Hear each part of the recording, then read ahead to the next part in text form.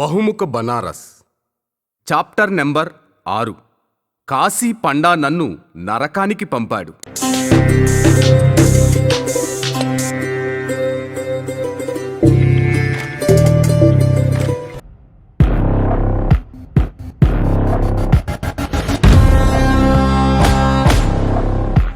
రచన కిల్లాడి సత్యనారాయణ గారు. గాత్రం కేపీ కలిదిండి. కాశీ పండా నన్ను నరకానికి పంపాడు. మాసానాం ఉత్తమే మాసే మాసానాం అముక్ మాసే అముక్ పక్షే జంబూద్వీపే భరత్ఖండే ఆర్యవర్త్ దేశాంతర్గతే అముక్ నాం సంవత్సరే పితాకానాం లీజియే గంగామయ్యాకానాం లీజియే సమర్పయామి. లలితా ఘాట్ మెట్ల మీద రత్నాకర్ పండా మంత్రాలు చదువుతున్నాడు. ఆయన చెప్పినట్లు చేస్తున్నారు కర్మ చేస్తున్నవాళ్లు. పొడవుగా లావుగా ఉన్నాడు. చామన ఛాయ, బూరలా బయటకొచ్చిన పొట్ట, కొట్టొచ్చినట్లు కనిపిస్తున్న నుదుట మీది గంధపు గీతలు, నుదుట మధ్యలో ఎరుపు శివలింగ చిత్రం, నోట్లో కిళ్ళి కాటుక రాసుకున్న కళ్ళు, కావంచా కట్టుకున్నాడు. భుజం మీద రెండు పక్కల బంగారు జరీ ఉన్న కండువా వేసుకున్నాడు. మెడలో డజను రుద్రాక్షమాలలు. చూస్తుంటే ఉస్తాదులా ఉన్నాడు. రాగి చెంబులో గంగాజలం తీసుకున్నాడు. ఎదురుగా కూర్చున్న వాళ్లతో 3 సార్లు తాగిస్తున్నాడు. ఈ దృశ్యం లలితా ఘాట్కే కాదు, చాలా చోట్ల ఇదే దృశ్యం కనిపిస్తుంది. ఎటు చూసినా ఇదే కనిపిస్తుంది. అంతే, ఇది పండాల తంతు. ఆయనకు అంతే వచ్చు. రత్నాకర్ చాలామంది పండాల ప్రతినిధి రూపం. రత్నాకర్ తెల్లవారకముందే ఘాట్కు వస్తాడు. భాంగ్ సేవిస్తాడు. సంధ్యావందనం చేస్తాడు. ఇంతలో పిండ ప్రదానం కోసం కొందరు వస్తారు. కొందరిని వేచి ఉండమంటాడు. పూజ చేసే వాళ్ల చేత గంగలో స్నానం చేయిస్తాడు. పూజ చేసిన వాళ్ళు ఆయన కాళ్ళు మొక్కుతారు. వాళ్ల దగ్గర నుండి రత్నాకర్ మొహమాట పడకుండా డబ్బులు వసూలు చేస్తాడు. రెండో గ్రూప్ అప్పటికే గంగలో దిగుతారు. కొందరు విదేశీయులు అక్కడికి వస్తారు. మొదట అక్కడ దృశ్యాన్ని వాళ్ల కెమెరాలో బంధిస్తారు. ఆ తర్వాత వాళ్ళు పూజకు సిద్ధమవుతారు. కమాన్ మేం సాబ్, దిస్ సైడ్ అంటూ రత్నాకర్ వాళ్లను స్వాగతిస్తాడు. వాళ్ల సమస్యలు అడుగుతాడు. వాళ్ల చేతిలో కొబ్బరి, పూలు, అక్షింతలు ఉంచుతాడు. ఆ తర్వాత వాళ్ల చేత సంకల్పం చదివిస్తాడు. This is Lalita Ghat. Morning time, evening time, you come together Ganga, your money control, your husband control, your child control, put the coconut on head and take the dip in holy mother Ganga. Ratnakar సంకల్పంతో విదేశీయుల ముఖంలో సంతృప్తి కనిపిస్తుంది. పైసలు దండిగా ఇస్తారు. కాశీ ఘాట్ల మీద పూజలు చేయించేవాళ్లు 3 వర్గాలు. వీరు పండాలు, తీర్థ పురోహితులు, ఘాటియాలు. తీర్థ పురోహితులు ఘాట్లో వెదురుగొడుగు కింద కూర్చుంటారు.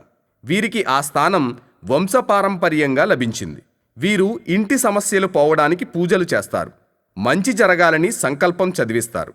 గంగానదిలో ఆస్తి విసర్జన చేయిస్తే ముక్తి లభిస్తుందని హిందువుల నమ్మకం. పిండ ప్రదానం చేయిస్తే చనిపోయిన వాళ్ల ఆత్మలు శాంతిస్తాయని విశ్వాసం. ఈ క్రియలు పండాలు చేయిస్తారు. రత్నాకర్ నోటితో తక్కువ, కళ్ళతో ఎక్కువ మాట్లాడతాడు. అందరికీ ప్రసాదం పంచుతాడు. పంచడంలో కుల మత భేదాలు పాటించడు. అతని దృష్టి ఎప్పుడూ ఎదుటవాళ్ల జేబు మీద ఉంటుంది. పిండి కొద్దీ రొట్టె అన్నట్లు దక్షిణం కొద్దీ గంధపు బొట్టు. తక్కువ డబ్బులిచ్చే వాళ్లకు బొట్టు, ఎక్కువిచ్చే వాళ్లకు నుదుట నిండా డిజైన్లా గంధం రాస్తాడు. కొందరికి గంగా స్నానానికి ముల్తాన్ మట్టి ఇస్తాడు. దానితో చర్మం నిగనిగలాడుతుంది అంటాడు. సమస్యలు పోవాలా, కోరికలు తీరాలా, ఆత్మలు శాంతించాలా, దేనికైనా గాని సమాధానం ఉందంటాడు పండా. అన్నదానం, ధనదానం, గోదానం, శక్తిని బట్టి ముక్తి. యాత్రికులను స్టేషన్ నుండి తీసుకురావాలి. వాళ్లను ఘాటుకు తీసుకెళ్లాలి. గంగలో స్నానం చేయించాలి. పిండ ప్రదానానికి ఏర్పాట్లు చేయాలి. గుడికి తీసుకెళ్లాలి. దర్శనం చేయించాలి. కాశీలో తిప్పాలి. ఇక్కడి దేవుళ్ల గురించి చెప్పాలి. మోక్ష మార్గం తెలపాలి. వాళ్లను చీరల షాపుకు తీసుకెళ్లాలి. ఇవన్నీ ఎవరు చేస్తారు? పండాలకు అంత సమయం లేదు. అందుకే బండర్ వ్యవస్థ. ఈ పనులు చేయడానికి పండాలు గుమస్తాలను పెట్టుకుంటారు. వాళ్లను బండర్లు అంటారు. వీళ్ళు బ్రాహ్మణులు కాదు, ఎక్కువగా యాదవులు. మరికొందరు చాకళ్ళు, మంగళ్ళు. కానీ బండర్లు మాత్రం తమకు తాము జోషి బ్రాహ్మణులమని చెప్పుకుంటారు. బండర్ల కమిషన్ స్టేషన్ నుండే మొదలవుతుంది. ఆటో లేదా కారులో తీసుకెళ్తారు. పిండ ప్రదాన సామాగ్రి, గుండు గీసే మంగలి, గుడికి తీసుకెళ్లే పువ్వులు, కాయలు, పూజారి దక్షిణం అన్నింట్లో కమిషన్ ఉంటుంది. ఘాట్లో గోదానం అడుగుతారు లేదా ఆవు కొనుక్కునేందుకు డబ్బు అడుగుతారు. ఇక్కడ చెప్పులు పెట్టండి అన్న సంకేతంతో గుడి మొదలవుతుంది. ఎక్కడ చెప్పులుంచుతారో అక్కడే బండర్లు ప్రసాదం, పూలు కొనిపిస్తారు.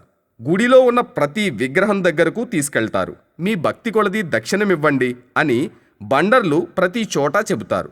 తక్కువ ఇస్తే ఇదేనా మీ భక్తి, ఆ మాత్రానికి ఇంత దూరం ఎందుకు రావటం అంటారు. యాత్రికుల కాశీయాత్ర పూర్తవుతుంది. బండర్ నా దక్షిణమేది అంటాడు. వారు తమకు తోచిందిస్తారు. ఏమిస్తున్నారండి మీరు, మేమేమైనా భిక్షం అడుగుతున్నావా అంటూ గొడవకు దిగుతాడు. తిడతాడు. బలవంతంగా డబ్బులు వసూలు చేస్తాడు. క్రమేణా బండర్లు పండాల నుండి స్వతంత్రులయ్యారు. గంగా ఘాట్లలో మరో వర్గం పండాలు ఘాటియేలు. వెదురీనుల గొడుగు కింద బల్లమంచం మీద కూర్చునుంటారు. కిళ్ళి నములుతుంటారు. కొబ్బరి చిప్పల్లో గంధం, బూడిద, పసుపు పక్కనే ఉంచుకుంటారు. అద్దం, దువ్వెన కూడా ఉంటాయి. వీళ్లను ఘాటియేలంటారు. వీళ్ళు కూడా పండాలని చెప్పుకుంటారు. వీరు ఘాట్లలో అన్నవస్త్రాల దానం తీసుకుంటారు. గంగ ఒడ్డున బ్రాహ్మణులు అలాంటి దానాన్ని స్వీకరించరాదని శాస్త్రాలు చెబుతున్నాయి. అందుకే సమాజంలో వీరికి గౌరవం తక్కువ. వీళ్లలో ఎక్కువ మంది నిరక్షరాస్యులు. వీరికి కర్మకాండలు రావు. సంస్కృత శ్లోకాలు కొన్ని ముక్కున పడతారు, కొన్ని తంతులు నేర్చుకున్నారు. ఆ జ్ఞానంతో ఆస్తి విసర్జనం, పిండ ప్రదానం చేయిస్తున్నారు. గంగా ఘాట్ల మీద విగ్రహారాధన చేయకూడదు. అయినా ఘాటియాలే చిన్న సాలిగ్రామ్ విగ్రహాలు, కంచు విఘ్నేశ్వర విగ్రహాలను ఘాట్లలో పెట్టి పూజలు చేయిస్తారు. గోదానం కోసం ఆవుల్ని కూడా సిద్ధంగా ఉంచుకుంటారు. పండాలలో మరో వర్గం గంగాపుత్రులు. వీళ్ళు తీర్థ పురోహితులు. ధర్మప్రాణ వైదిక కర్మకాండలు తెలిసినవాళ్లు. శాస్త్రాలు బాగా చదువుకున్నవారు. అన్నీ శాస్త్రోక్తంగా జరిపిస్తారు. వీళ్లకు పోటీగా ద్రవిడ తీర్థ పురోహితులు వచ్చారు. వీరి మధ్య వివాదం పెరిగింది. గంగాపుత్రులు, ద్రవిడ పురోహితుల మధ్య కేసు అలహాబాద్ హైకోర్టుకు చేరింది.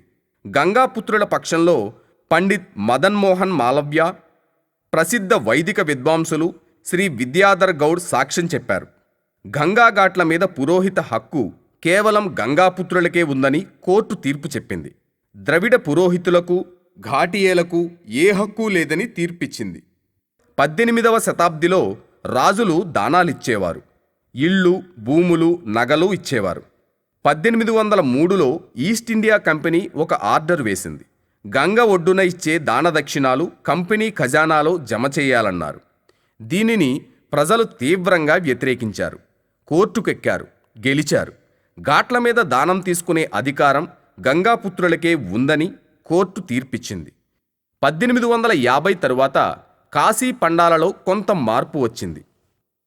అయినా వాళ్లలో పెళుసుతనం అలానే ఉంది.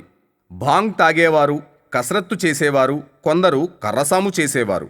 చాలామంది వెదురుకర్ర చేత్తో పట్టుకునేవారు. పండాల కథ ఇక్కడితో పూర్తవలేదు. వీరిలో చాలామంది మల్లయోధులున్నారు. బబువా పాండే, బటుక్ పాండే, దావూజీ, పండిత్ ఉమాదత్త మిశ్రా, అంజనీ నందన మిశ్రా, చన్ను మన్ను, భైరోనాథ్, లక్ష్మణ్ సింగ్ వంటి వారి గురించి కాశీలో ఎవరినడిగినా చెబుతారు. పోలీస్ స్టేషన్, కోర్టుల చుట్టూ తిరగడం ఇక్కడ పండాలకు అలవాటే. యాత్రికుల కోసం, ఆధిపత్యం కోసం కొట్టుకునేవారు. బెంగాలీ టోలాలోని బబువా పాండే తల మీద గమేళా పెట్టి పైన తలపాగా చుట్టి తిరిగేవాడట. తనకంటే ఎత్తైన లావు లాఠీ పట్టుకునేవాడు. ఆ కాలంలో పిస్టళ్ళు, తుపాకీలు అందుబాటులోకి రాలేదు. యాసిడ్ కూడా వాడేవారు కాదు. కత్తులు కూడా ఉపయోగించేవారు కాదు. ఇవన్నీ తర్వాత ప్రవేశించాయి. చన్నూజీ కుటుంబీకుడైన మదన్ మహారాజ్, ప్రముఖ తీర్థ పురోహితులు కృష్ణాజీ యాసిడ్ కారణంగానే చనిపోయారు. బనారస్లో జిల్లా బహిష్కార శిక్ష దావూజీ పండాతో మొదలైందని చెబుతారు. ఆ రోజుల్లో కోర్టు టౌన్ హాల్లో నడిచేది. ఒక సందర్భంలో మెజిస్ట్రేట్ మాతాప్రసాద్ వర్మపై కోర్టులో దావూజీ బూటు విసిరాడట. కేసుల కోసం పెద్ద పెద్ద లాయర్లను పెట్టుకునేవారు. జవహర్లాల్ నెహ్రూ గారు న్యాయవాదిగా వాదించిన మొదటి కేసు బనారస్ పండాదే. ఆయన అలహాబాద్ హైకోర్టులో కృష్ణాజీ పండా కేసు వాదించారు. ప్రస్తుతం ఉన్న తీర్థ పురోహితుడు గంగాధర శాస్త్రి గారు ఈ కృష్ణాజీ వంశజుడే. ఆంగ్లేయుల పాలనలో బెనారస్ ఎస్పీ గారు ఒక ఆర్డర్ వేశారు. పండాలు రైల్వే స్టేషన్కు వెళ్ళినప్పుడు తమ ఫోటో గుర్తింపు పత్రం తీసుకెళ్లాలన్నారు. కృష్ణాజీ ఈ ఆదేశాన్ని ధిక్కరించారు. ఎస్పీ గారు ఆయన మీద కేసు పెట్టి జైలుకు పంపారు. ఆ కేసు నెహ్రూ గారు వాదించారు, గెలిచారు. పండాల మధ్య గొడవ 1905 నుంచి 1955 మధ్య తీవ్ర స్థాయికి చేరింది. ఆ కాలంలో పండా బయటకు వెళితే లాఠీ పట్టుకున్న ఉస్తాదులు 4 వెంట వెళ్లేవారు. మహావీర్ మహారాజ్ వెంట డజను ఉస్తాదులుండేవారు. ఈ ఉస్తాదులు తర్వాత గూండాలయ్యారు. బనారస్ గూండాలను మహాకవి జయశంకర్ ప్రసాద్ రాసిన గూండా కథ చక్కగా చిత్రించింది. బనారస్ గూండాలను చూసి ఇంగ్లీష్ కలెక్టర్ కూడా జడుసుకునేవాడు అంటారు పండిత్ రామ్ నారాయణ్ శర్మ. ఈ గూండాలకు కొన్ని నీతి నియమాలుండేవి, కొన్ని ఆదర్శాలుండేవి.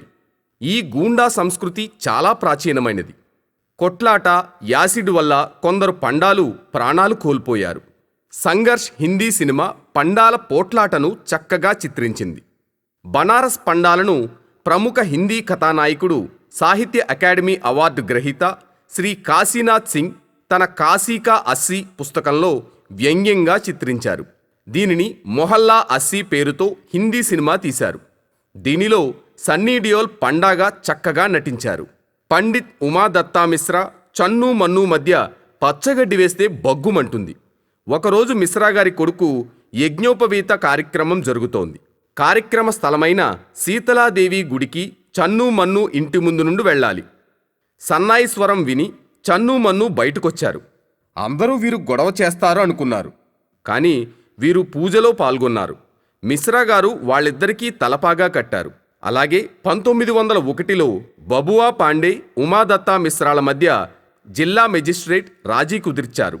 పండా సంప్రదాయం ఈనాటిది కాదు, గంగతో పాటు కాశీ సంస్కృతిలో భాగమై ప్రవహిస్తుంది. పండాల మోసాలు కూడా గంగ అంత ప్రాచీనమైనవే. వీరి మోసాల గురించి కబీరు ఇలా రాస్తారు: మాయా మహా టగనీ హమ్ జానీ, తిరుగున్ ఫామ్స్ లియే కర్ డోలే బోలే మధురే బాణి, పండాకే మూరత్వే భైటీ తీరత్ ఏ బాయి పానీ. గాంధీజీ 1902 ఫిబ్రవరిలో కాశీ వచ్చారు. రైల్వే స్టేషన్లో పండాలు గాంధీని చుట్టుముట్టారు. బెల్లం చుట్టూ చీమల్లా యాత్రికుల వెంట పండాలు. కాశీలో ఇది నా మొదటి అనుభవం అన్నారు గాంధీజీ.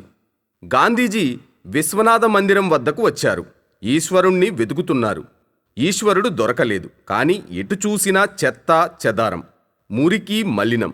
ఇది చూసి గాంధీజీ మనసు చెదరింది. దక్షిణం వేయటానికి మనసొప్పలేదు. 1 పైసా దక్షిణం వేశారు. అక్కడున్న పండా కోపగించాడు. ఇలా మమ్మల్ని అవమానిస్తే నరకానికి పోతావు అని గాంధీజీని తిట్టాడు పండా. మహారాజ్, నాకు ఏది జరగాలో అది జరుగుతుంది. కానీ మీరు ఇలా నోరు పారేసుకోవడం బాగోలేదు. ఆ పైసా కావాలంటే తీసుకోండి, లేకుంటే అది కూడా దక్కదు అన్నారు గాంధీజీ. నీ పైసా ఎవరికి కావాలి అని గాంధీజీని తిట్టుకుంటూ పైసా అక్కడే వదిలి వెళ్ళిపోయాడు పండా. అతను మళ్లీ తిరిగొచ్చి ఆ పైసా తీసుకున్నాడు. గాంధీజీ చూశారు. కాశీ పండా నన్ను నరకానికి పంపాడు అన్నారు గాంధీ. గాంధీజీ కాశీ 12 సార్లొచ్చారు. కాలం మారింది, ఘాట్లు మారాయి, పండాలు మారారు. దానాలు పేటీఎంలో చోటు చేసుకున్నాయి. ఘాట్ల వద్ద మఠాలు, ఇల్లులు చిన్న చిన్న హోటళ్లుగా మారిపోయాయి. పండాలు యాత్రికుల వాట్సాప్ గ్రూప్ నడుపుతున్నారు. యాత్రికులను ఎయిర్పోర్టు నుండి తీసుకొచ్చే ఏర్పాటు చేస్తున్నారు. పండాల మెదడు కూడా వాణిజ్యీకరణ చెందింది. ఆధునికీకరణ మంత్రతంత్రాలలోనూ చొరబడింది. మార్పు ఘాట్లలోనూ వచ్చింది, గంగలోనూ వచ్చింది, వీటిపై జీవిస్తున్న పండాలలోనూ వచ్చింది. పండాల వ్యవస్థ కాశీ సంస్కృతిలో భాగం. మనిషిని నమ్మటానికి కట్టిపడేసే తాడు పండా. బ్రతుకు నావకు విలువలనే చుక్కాని ఉండాలని గాంధీజీ మాట పండా చెవిన ఎప్పుడు పడుతుంది? ధనార్జన రొదలో, విశ్వాసాన్ని ఘాట్లలో అమ్మేస్తున్న వాళ్ల నైజం ఎప్పుడు మారుతుంది? నరకానికి ఎవరు పోతారు? స్వర్గానికి ఎవరు పోతారు? గాంధీజీ నరకానికి పోయారా? ఆయన ప్రజల హృదయాల్లో గూడు కట్టుకుని నివసిస్తున్నారు. మరి శపించే పండాలు జీవితాన్ని నరకం చేసుకుని చావలేక బ్రతుకుతున్నారు. బహుముఖ బెనారస్ మిగతా చాప్టర్స్ కోసం please like, share and subscribe to our channel.